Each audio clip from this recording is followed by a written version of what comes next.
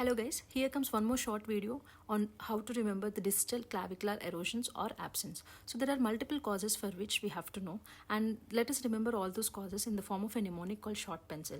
Whenever the clavicle is shortened or the distal end is eroded or absent, it looks short, right? So in that way you can remember short pencil as scleroderma, hyperparathyroidism, osteomyelitis, rheumatoid arthritis, trauma and progeria.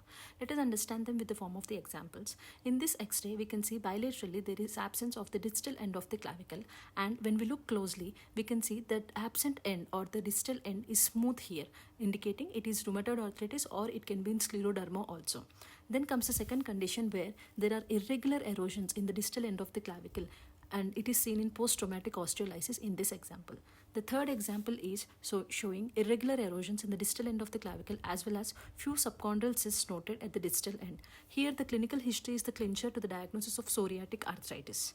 Then comes the fourth example where there are distal erosions or narrowing noted in both bilateral clavicles in the condition called hyperparathyroidism. To clinch to the diagnosis of the hyperparathyroidism, we have to look at other skeletal structures also. Like in the skull, it has thickened calvarium and salt and pepper appearance. In the hand, it has soft tissue calcifications. And at the tip of the distal phalanges of the hand, in the thumb and the little finger, there you can notice the acral osteolysis. Acral osteolysis is also one of the important feature of the hyperparathyroidism, which helps us to clinch to this diagnosis. So in the thumb also, you can see the acral osteolysis and there are vessel wall calcifications.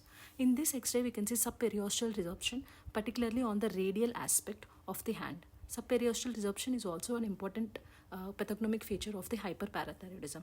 And in the spine, you see a pattern called rugged spine in HPT. So these are all helps us to get to the diagnosis of hyperparathyroidism. So these are few important examples of distal end of clavicle erosions. If you like the content of the video, please do like, share and subscribe to the channel. Here's the QR code for the Telegram channel where I post regular updates, important topics and concepts for the exams, and few tips and tricks to master them. Thanks for watching.